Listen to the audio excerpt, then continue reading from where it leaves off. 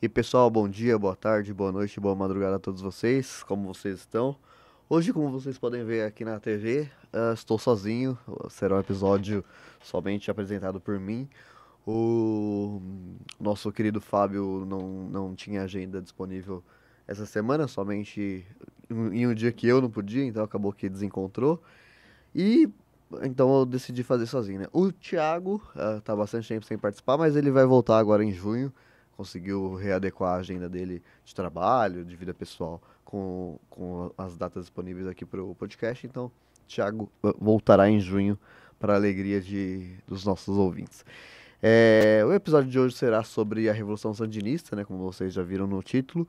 É um episódio um pouco delicado, né? Porque é um tema que está sempre na mídia, né? Não a Revolução Sandinista em si, mas a Nicarágua, né? Nicarágua é um tema que é bastante explorado pela mídia brasileira e que gera muitas polêmicas, muito debatido na internet e tudo mais.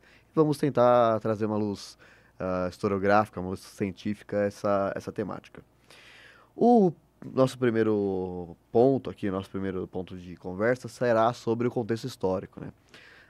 É importante frisar a questão da independência, só que eu não vou adentrar na questão da independência, porque é uma questão muito à parte, muito para entender ela 100% precisa se aprofundar, né? E daí a gente não vai ter tempo para isso.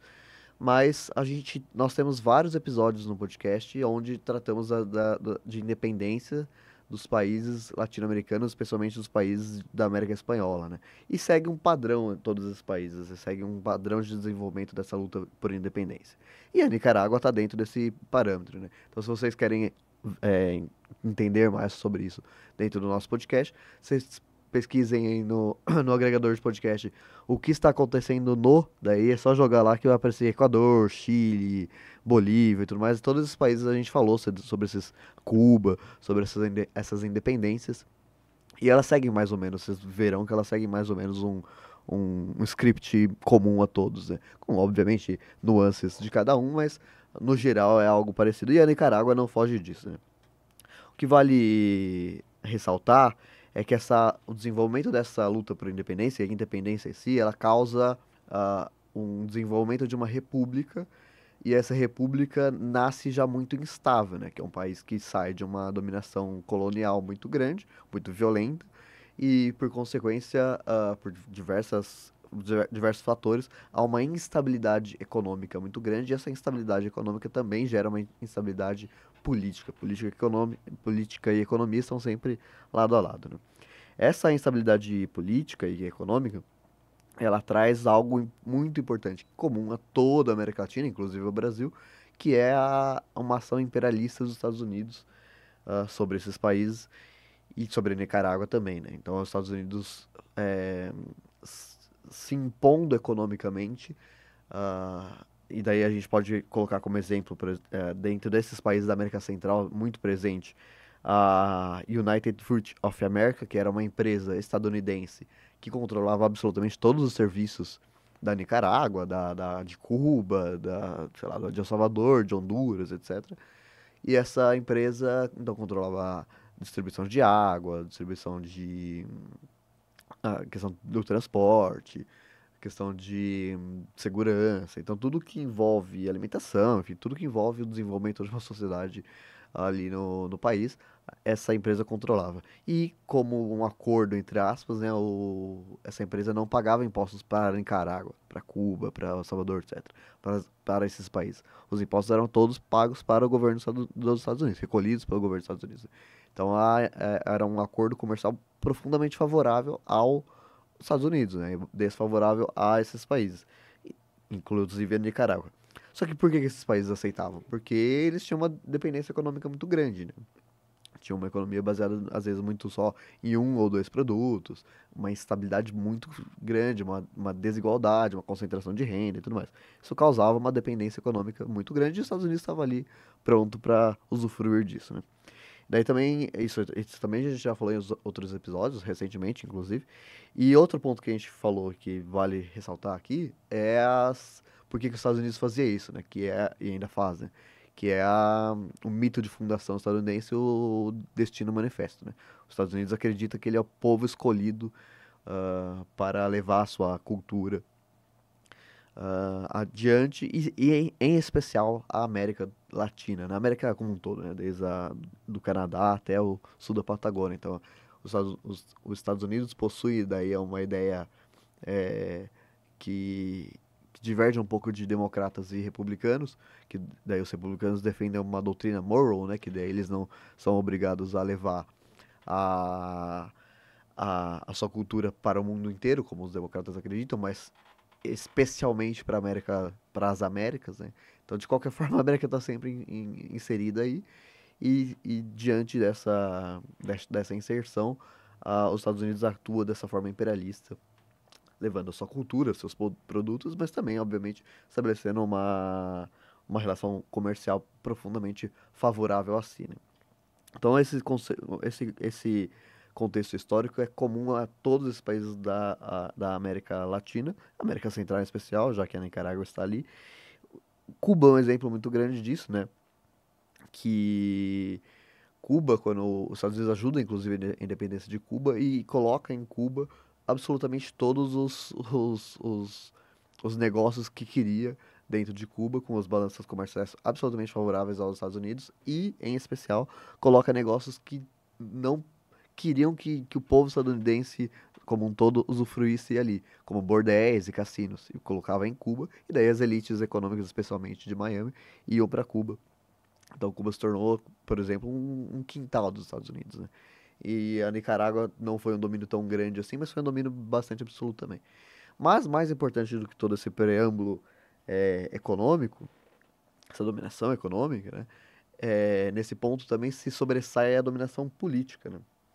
Então, em Cuba, por exemplo, os primeiros presidentes cubanos, extraoficialmente, reportavam a Washington antes de reportar a Havana, né? Então, antes de qualquer decisão que o governo cubano, no início da sua república, tomava, era praxe enviar essas decisões a Washington e pedir literalmente autorização disso, ainda que essa medida não estivesse em Constituição nenhuma e tudo mais.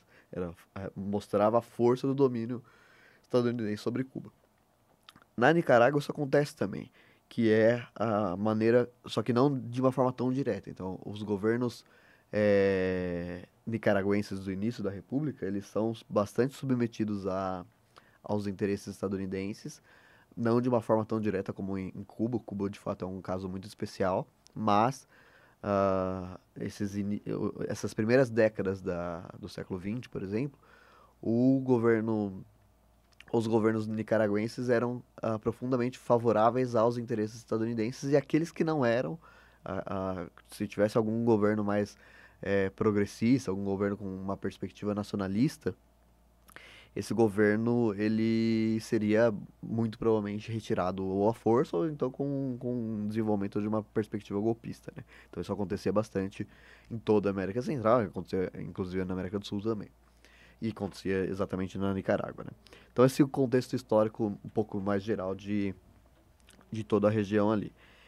Especificamente da Nicarágua, né? Chegamos em 1936 e o governo ele apoia, o governo dos Estados Unidos, ele apoia, inclusive financeiramente, o desenvolvimento de um governo bastante conservador, bastante repressor, que é o governo do Anastácio Somoza, que é um ditador bem famoso, né? Que naquele momento viria a ser um governo com interesses profundamente alinhados aos interesses dos Estados Unidos, mas de uma forma mais intensa, né? Não só como os outros governos haviam sido até então, mas de uma forma mais repressora. Então, havia um movimento já, especialmente a partir dos anos 1920, na Nicarágua, lutando contra essa dominação estadunidense, e esse governo do Somoza passa com apoio, obviamente, dos Estados Unidos, a reprimir essas manifestações populares de uma forma muito evidente, muito forte, muito violenta, com prisões, desaparecimentos, torturas, uma ditadura de fato, né? E essa ditadura ela tinha também um caráter um pouco diferente de muitas outras, que ela tinha um caráter de dinastia, assim, né? Um caráter familiar. Então, os sucessores que a gente vai ver depois do Anastácio Somoza eram seus filhos, né? Então primeiro o Luiz Somoza, o filho, e depois o neto dele, né? Então tinha um caráter de fato familiar e de dinastia, né? Uma ditadura para além dessas ditaduras que acontecem muito na América Latina, tinha um caráter familiar muito peculiar também. Mas com grande apoio dos Estados Unidos, né? E daí, vale ressaltar, como eu falei há pouco, que o povo nicaragüense, ele, ao mesmo tempo que, como acontece com o caso cubano também, a luta ela é progressiva, assim, né? A luta que levou à independência da Nicarágua, inclusive com guerrilha, com organizações militares de pegar em arma, né, da população, ela não para quando consegue a independência. Ela continua porque logo percebe-se que essa independência aos espanhóis se transformou numa dependência com um caráter um pouco diferente, é claro, um pouco distinto, mas transformou numa dependência aos Estados Unidos. Então essa organização armada, política, ou então até mesmo sindicalista, camponesa e tudo mais, o estudantil bastante forte também na Nicarágua, ela continua. Então é uma luta continuada, ela não teve uma pausa pós-independência. O mesmo acontece em Cuba, por exemplo. Então o povo nicaragüense ele vai desenvolvendo década após década uma tradição de luta muito forte, muito importante que viria a culminar numa revolução posteriormente, né? Nos anos 50, então, tem o desenvolvimento de diversas frentes contra essa ditadura, né? Então, destaca-se especialmente os estudantes, muito organizados na época, operários, camponeses e guerrilheiros. Então, essas quatro frentes são muito importantes no desenvolvimento da Nicarágua nesse momento. Movimento estudantil, movimento operário, movimento camponês e movimento guerrilheiro, né? Em 1956, o Rigoberto Pérez assassina o ditador Anastácio Somoza. Então ele era um militante contra a ditadura, né? E ele consegue se infiltrar numa das festas, das muitas festas dadas pela família Somoza, essas festas que reuniam as grandes elites do país, especialmente, obviamente, a própria família Somoza, mas especialmente os latifundiários, tanto nicaragüenses como estadunidenses. E ele consegue se infiltrar nessa foto, se passar por um membro da elite, ele consegue entrar na festa e com o intuito de assassinar, de fato, o ditador Anastácio Somoza. Só que daí tem o problema que é uma ditadura de dinastia, né? Uma ditadura com um caráter familiar. E daí quem assume essa ditadura é o filho do Anastácio, o Luiz Somoza. E o problema disso é que ela, então, apenas muda a figura do ditador, né? A mesma perspectiva e continuidade de trabalho é exatamente a mesma, ou seja, um governo financiado pelos Estados Unidos, com apoio, inclusive, dos Estados Unidos, político e militar, ao mesmo tempo de um governo profundamente repressor, profundamente violento e profundamente com caráter de concentração de terras e de riqueza. Então é uma continuidade, né? Só tirou a figura do ditador ali, mudou um pelo outro e é o mesmo da mesma família, inclusive, né? Então há esse desenvolvimento meio que igual. É uma continuidade, portanto, né? Daí, no fim dos anos 50, né, acontece um ponto importantíssimo na história da América Latina, que é a história do mundo, mas a história da América Latina em especial, e especialmente na Nicarágua, nesse desenvolvimento desse episódio de hoje, que é a Revolução Cubana. A Revolução Cubana ela tem um caráter muito especial porque o desenvolvimento da República Cubana ela é muito parecida com o desenvolvimento da República Nicaragüense nesse momento, né? Que é um país muito explorado pela metrópole espanhola, né? Com um processo de luta de independência muito difícil e com um desenvolvimento de uma república com os Estados Unidos trabalhando muito fortemente, né? Então uma nova dependência surge ali, né? E ao mesmo tempo um povo muito aguerrido que segue um processo de guerrilha muito forte de décadas e décadas, né? E a mesma coisa que acontece em Cuba é que nos anos 30, em 32, há o desenvolvimento da ditadura, né? Ditadura do Fulgêncio Batista. E, então, há um processo muito parecido com a Nicarágua, que também se desenvolve ali com a ditadura do Somoza, né? Então, o desenvolvimento dos dois países segue parâmetros muito parecidos, né? E, em 1959, a, a guerrilha cubana consegue fazer a revolução, expulsar o ditador, né, o Fulgêncio Batista, e acabar com esse domínio estadunidense e colocar em prática um governo popular, né, que em 61 viria a ser um governo socialista. E isso nas mãos de camponeses, operários, socialistas de uma forma geral, pequenos burgueses, estudantes, profissionais liberais, tudo mais. Então, uma revolução popular, de fato, né? Isso serve como uma inspiração muito grande em toda a América Latina, o desenvolvimento da guerrilha no Brasil, inclusive, nesse momento, é, em inspiração com os cubanos, né? Mas na Nicarágua em especial é mais forte ainda, porque já era um processo que já existia, já estava acontecendo, e com um processo parecido, né, com o cubano. Então a inspiração é muito evidente ali, né? Então surgem vários grupos novos guerrilheiros nesse momento, e um desses grupos, que viria a ser em 63 a Frente Sandinista de Libertação Nacional, é muito importante, tema do episódio de hoje, esse grupo foi treinado em 1960 pelo próprio Che Guevara, né, que é um dos líderes e heróis da Revolução Cubana, né.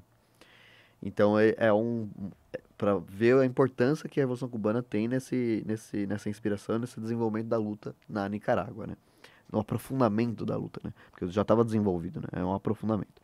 Então em 63, como eu falei, esses grupos guerrilheiros e esse especialmente se consolida e forma a conhecida Frente Sandinista de Libertação Nacional.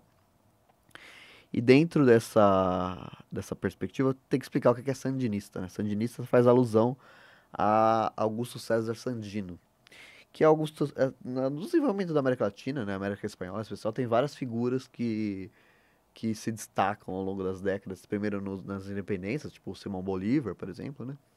Mas também no início das repúblicas, né? O Sandino, ele era um guerrilheiro, um lutador nicaragüense, e que nos anos 20 trabalhou muito fortemente pela expulsão dos estadunidenses, especialmente os militares estadunidenses da Nicarágua.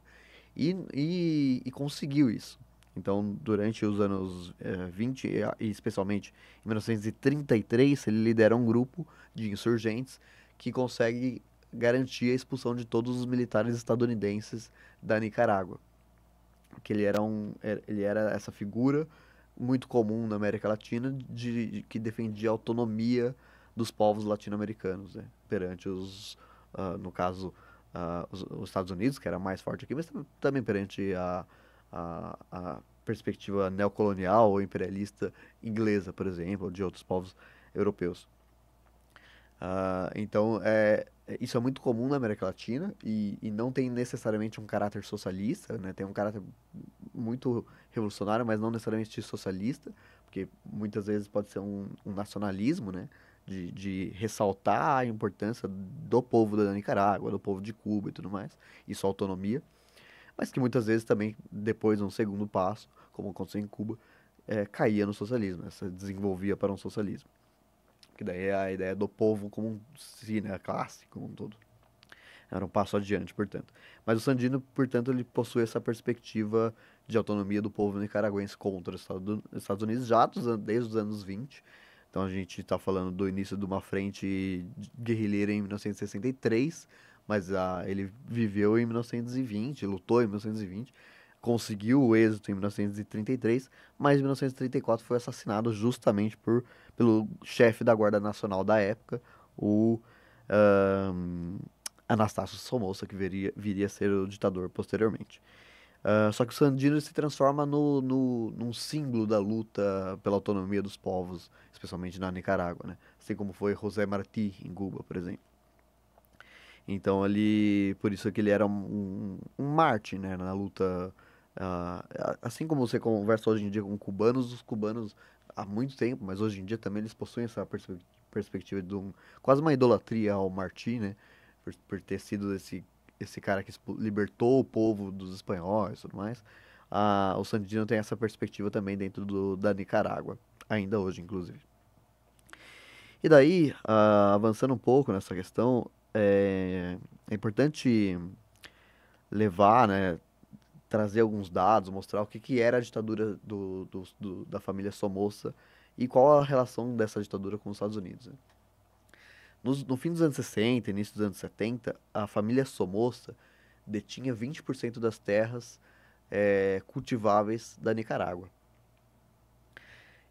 20% é um número gigantesco, né, na mão de uma única família, né? Imagina uma única família deter 20% das terras do Brasil. É uma loucura.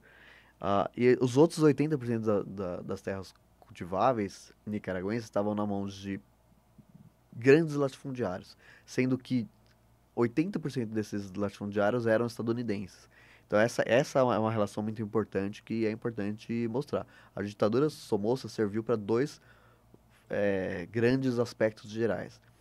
Primeiro, o próprio familiar, né, o interesse próprio, que é uma concentração de riquezas e terras gigantesca na mão de uma única família, que era a família Somoza, né, a família da ditadura em si.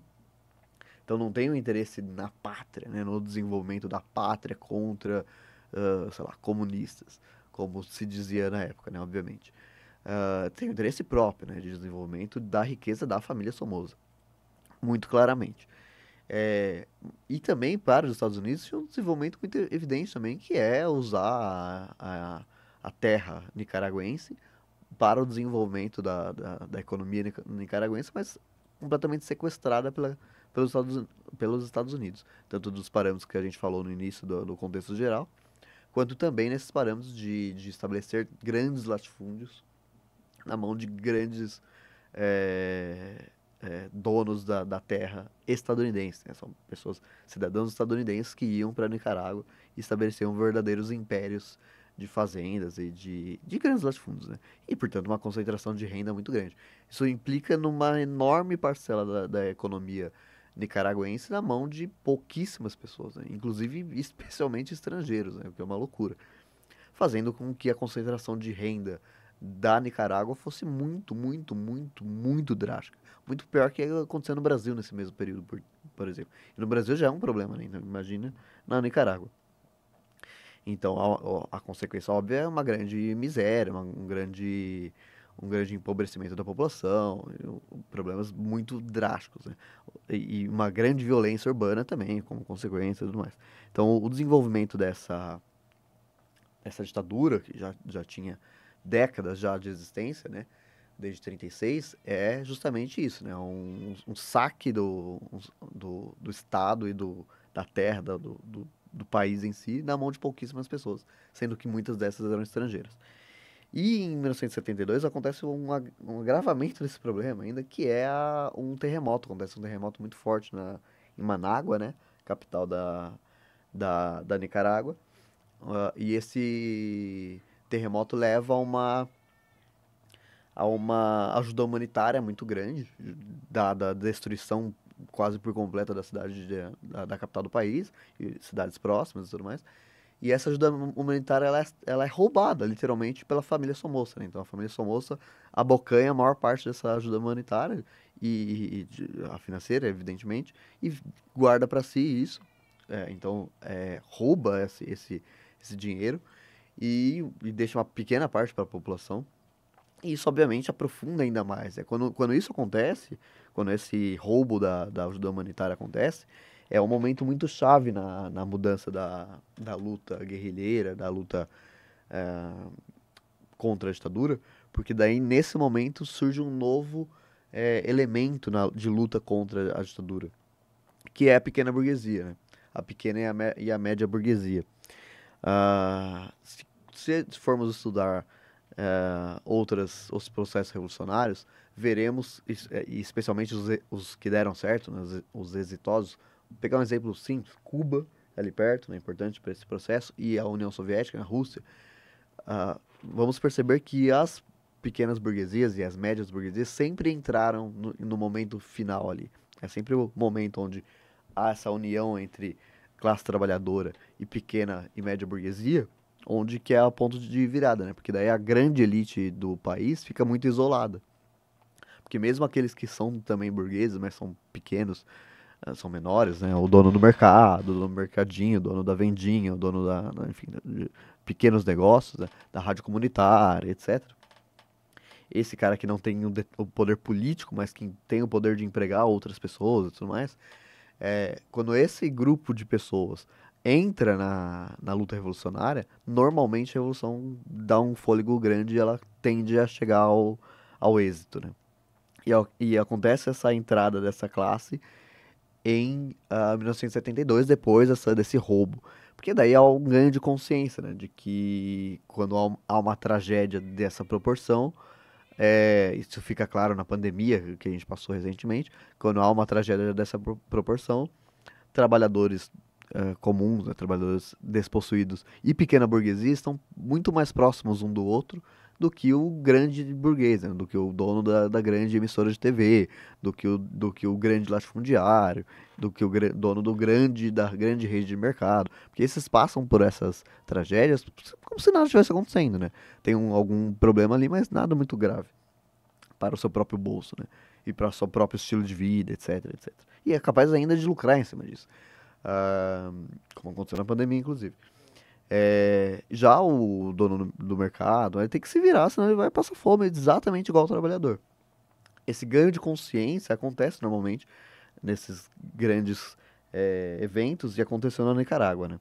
Em 1972. Então há a entrada desse novo elemento na luta revolucionária e também na guerrilha, né? Então, muitos desses pequenos burgueses, donos de mercados e tudo mais, entraram na guerrilha, na luta armada de fato, não só passaram a apoiar financeiramente e tudo mais. Pegaram em armas de fato a partir desse momento.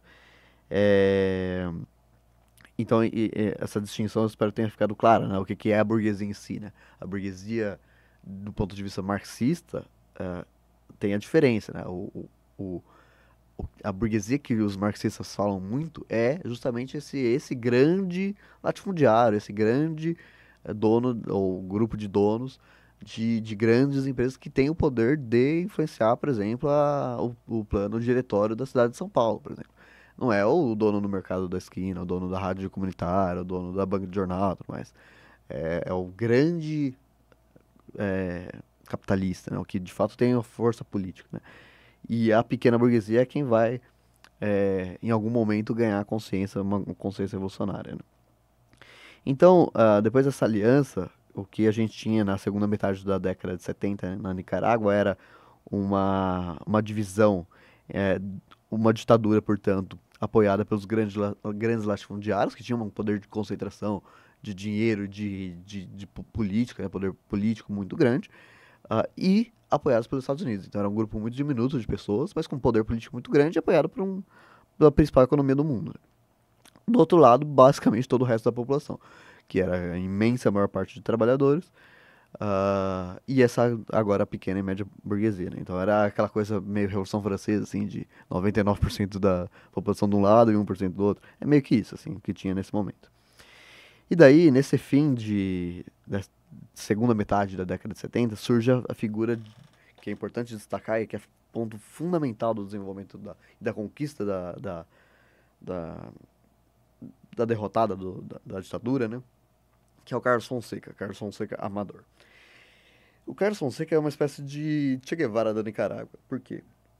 Porque ele é uma liderança que se destaca muito na prática, né? Então ele foi um homem muito carismático, muito eloquente e que dava um exemplo muito prático das coisas que ele defendia, né? Então ele não só ficava no discurso, ele ia lá e fazia também, né? Isso obviamente é muito importante para conquistar as pessoas, né? E ele possuía outras coisas que se destacam, né, na biografia dele. Por exemplo, o fato de, dentro da guerrilha, eh, forçar, entre aspas, mas trabalhar para que os guerrilheiros trabalhadores, camponeses, aprendessem a ler e estudar. Então montava escola, ajudava a montar centros médicos no meio da guerrilha e tudo mais. Então ele possui esse caráter popular que fazia, aos olhos do povo ao redor ali, era algo positivo, né? Então, pouco a pouco, o Carlos Fonseca ele foi um dos fundadores da frente lá atrás, né, em 1960, e pouco a pouco ele foi se tornando a liderança do movimento revolucionário, né? Assim como Che Guevara e Fidel Castro era no, em Cuba, assim como o Lenin era o Trotsky, o Stalin, etc., era na União Soviética, o Fonseca era esse rosto da revolução, né? Quando, então ele era muito adorado pela população, inclusive aquela que não ainda era aliada à Revolução Armada em si, e também, ao mesmo tempo, ele era o principal alvo da ditadura, né? Quando ele é assassinado em 8 de novembro de 1976. E esse assassinato ele é muito, muito, muito simbólico. Eu lembro quando eu estudei essa questão na minha faculdade, na minha graduação, isso foi muito claro, né? Como o assassinato do Carlos Fonseca botou fogo no país, assim. Ele foi assassinado em 76, e nesse momento a guerrilha estava passando por momentos muito difíceis, porque como a- o governo ditatorial da Nicarágua era apoiado pelos Estados Unidos, a diferença de equipamento, de luta, de arma e tudo mais, de poder bélico ali, né, era muito grande, né? Então, para tirar essa diferença era algo bem difícil. Então, a guerrilha estava meio que estagnada nesse momento. Não recuava, porque era forte, mas também não conseguia avançar.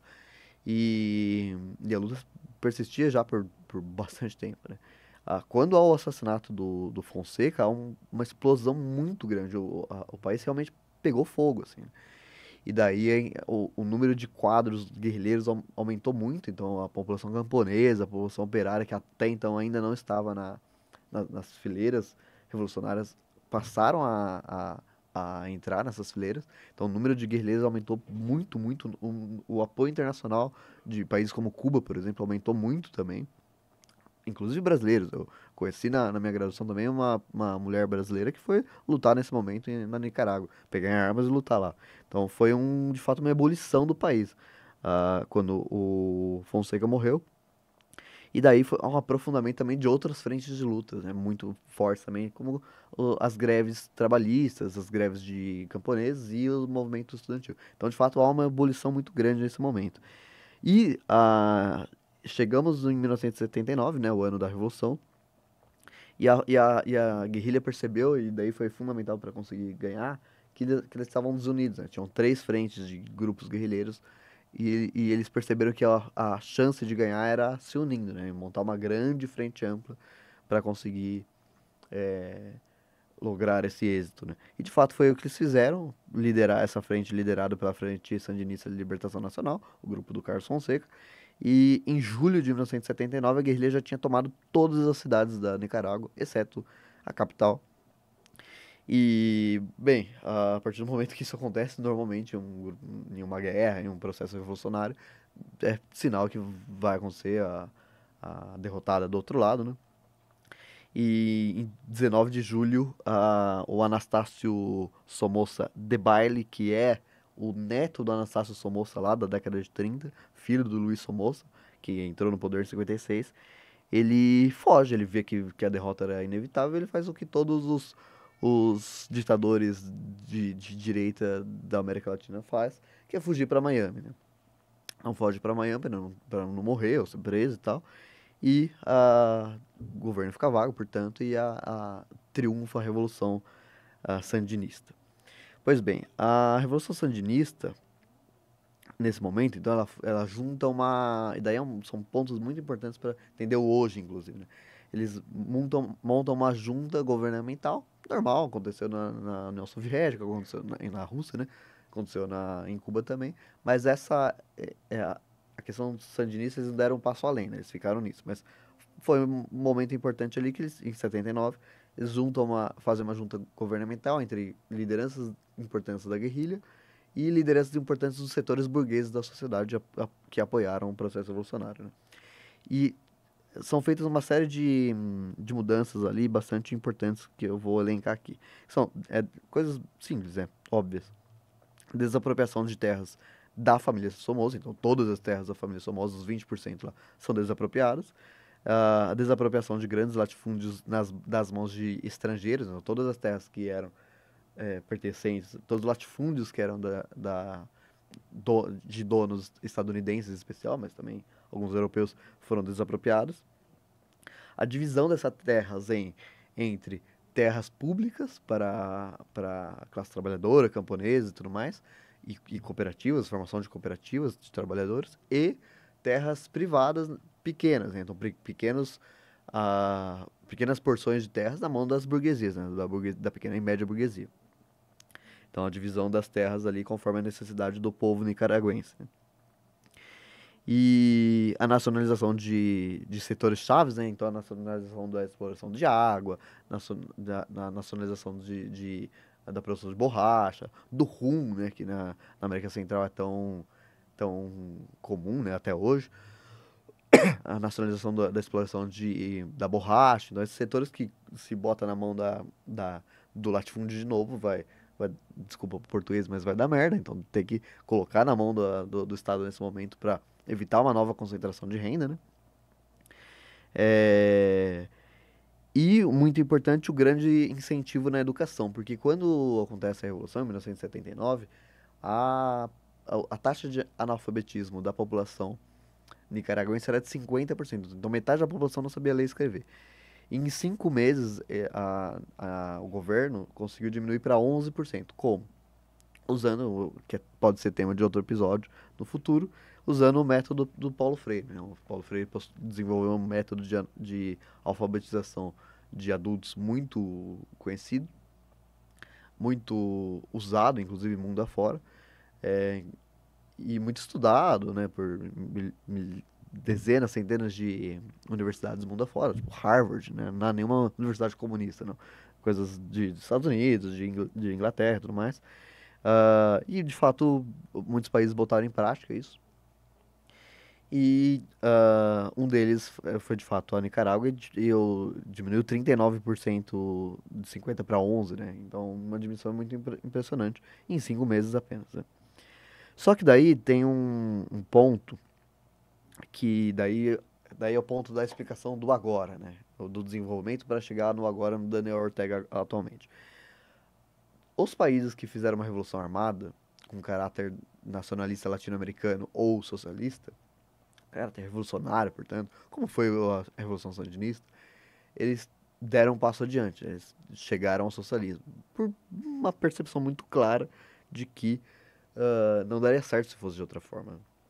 Em algum momento esse avanço ia estagnar e ia começar a retroceder, que foi acontecendo na Nicarágua. Então, assim, é comum em todos os processos revolucionários, todos os processos revolucionários acontece isso, que é a contra-revolução, né?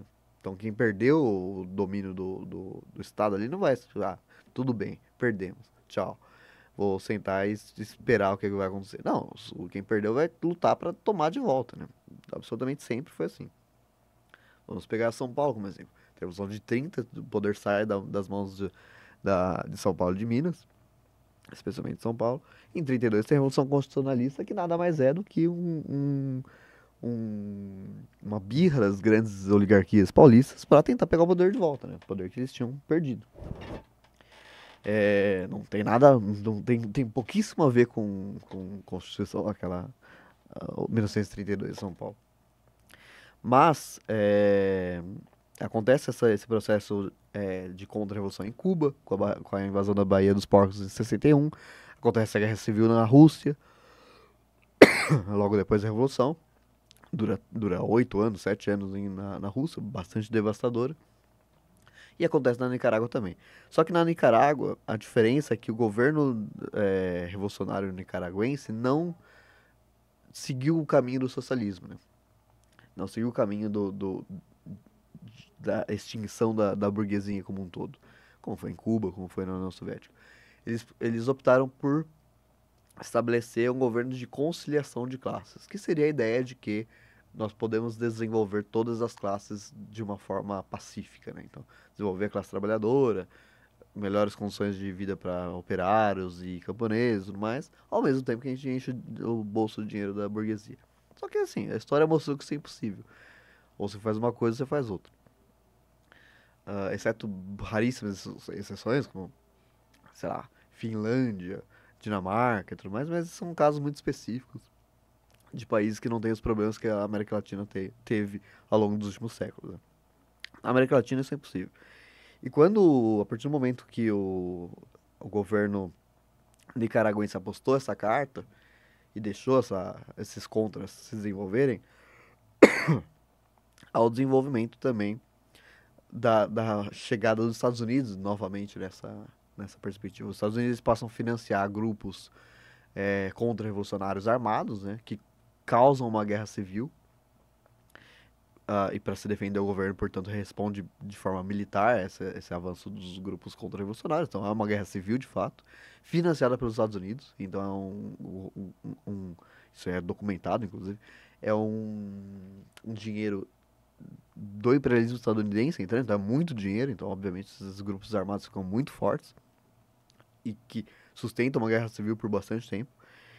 Ao mesmo tempo que os Estados Unidos passam a financiar políticos para concorrer nas eleições, né? Financiar campanhas desses políticos. Então, os Estados Unidos, de uma forma muito inteligente, eles passam a financiar os dois lados. Tanto o lado de uma destruição da vida do povo nicaragüense mesmo, né? Porque você tá numa guerra civil, você vai ter uma destruição física mesmo e insegurança, econômica, inclusive, né? Então, uma guerra civil causa milhões de problemas ali, né? E faz, de fato, esse desenvolvimento do IDH da Nicarágua, que estava em uma crescente impressionante até então, retroceder, né? Normal. Uma consequência óbvia disso. Então, os Estados Unidos trabalham muito bem nesse lado, mas ao mesmo tempo trabalha muito bem no lado de construir uma figura, ou algumas figuras, de uma oposição política e eleitoral forte o suficiente para ficar fazendo aquela opinião política, a oposição política, tipo, viu, tá vendo como esse governo não dá certo, olha a pobreza que tá desenvolvendo ali, mas sem tocar na questão da guerra civil, né? Então, uma oposição midiática e de ideias aqui, ao mesmo tempo uma oposição de violência do outro lado, né?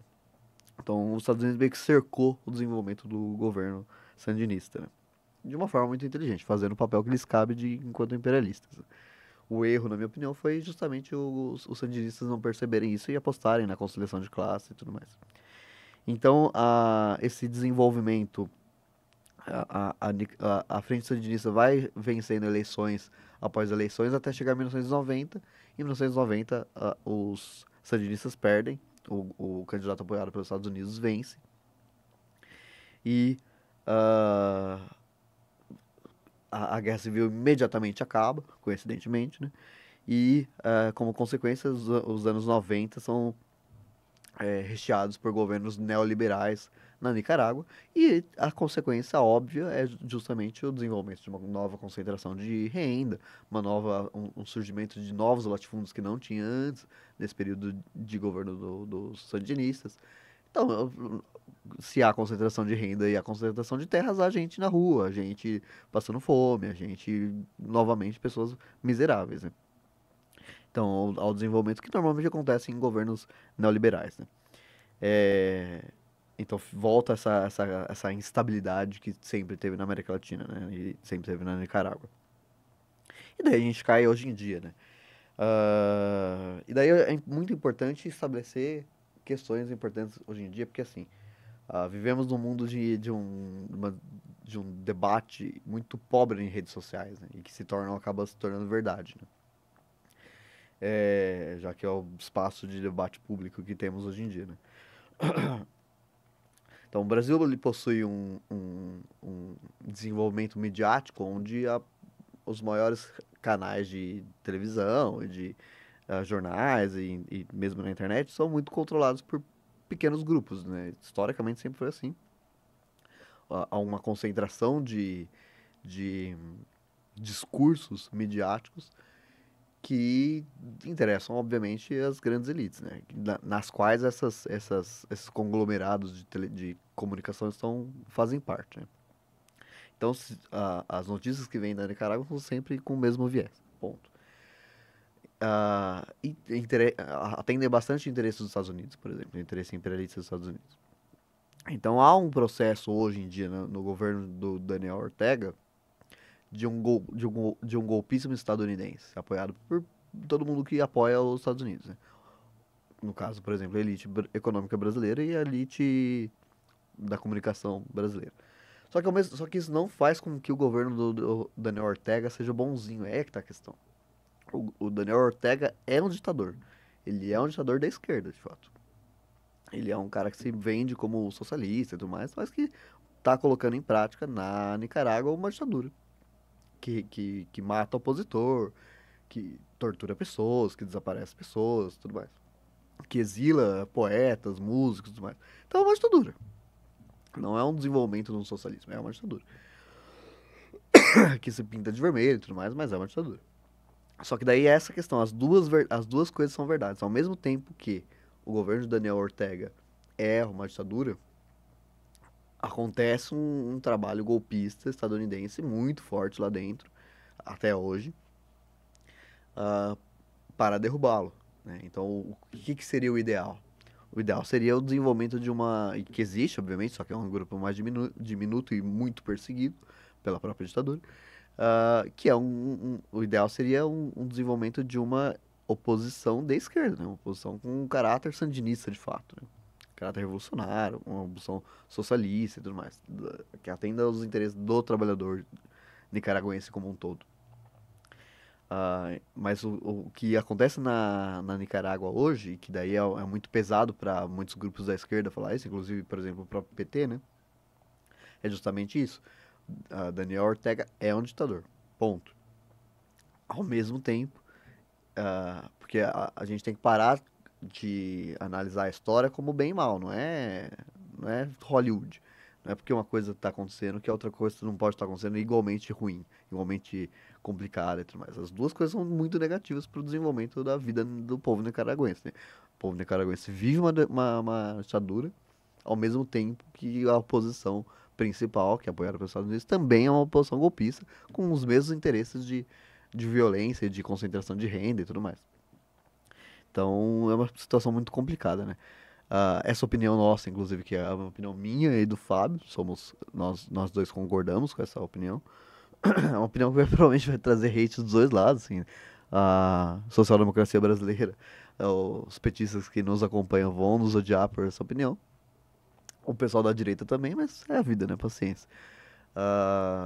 Então é isso, pessoal. A gente quis trazer uma luz científica ao desenvolvimento da construção da Revolução Sandinista, em especial, ao mesmo tempo para conseguir explicar o que é o governo do Daniel Ortega hoje, que o Daniel Ortega foi um dos líderes revolucionários da Frente Sandinista, mas que uma vez no poder se desvirtuou, né? Infelizmente acontece, e deve ser combatido pelos próprios sandinistas, inclusive, e por socialistas e comunistas como eu. Eu sou um comunista que não tolero o que o Ortega faz lá. Ponto. Conheço petistas que não são socialistas nem comunistas, são petistas, e que acham que tá tudo bem, que é só uma perseguição dos Estados Unidos, mas não é. Assim, existe isso, existe uma mídia completamente enviesada aqui no Brasil, de fato. A mídia brasileira, de fato, atende os interesses dos discursos estadunidenses, participa da construção golpista, portanto, mas não é só isso, né? Também existe uma ditadura acontecendo lá.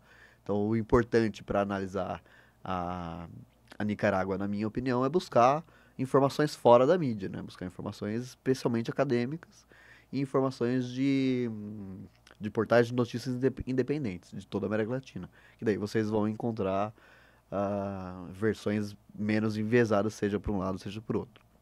E é isso, espero que tenham gostado. E o próximo episódio será com a presença minha e a presença de um convidado que já participou do podcast, é, e que foi muito bem aceito, né, pelo público, assim. Foi um episódio com uma audiência muito boa, que vai voltar. Vocês sabem que a sequência do nosso podcast, como que é, o próximo episódio será sobre futebol e teremos esse convidado.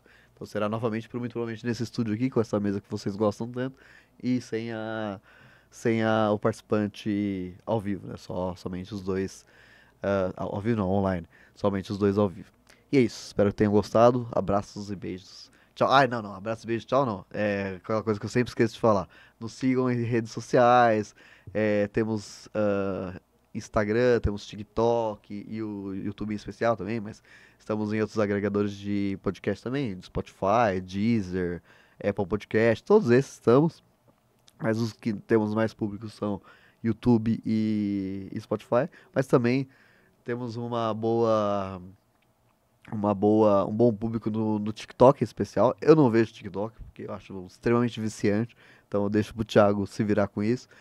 Mas ele tá lá, ele responde, ele debate com as pessoas e é sempre muito cordial. Mas podem nos seguir lá, pode interagir que estamos sempre dispostos a conversar. E agora sim, abraços, beijos, até mais.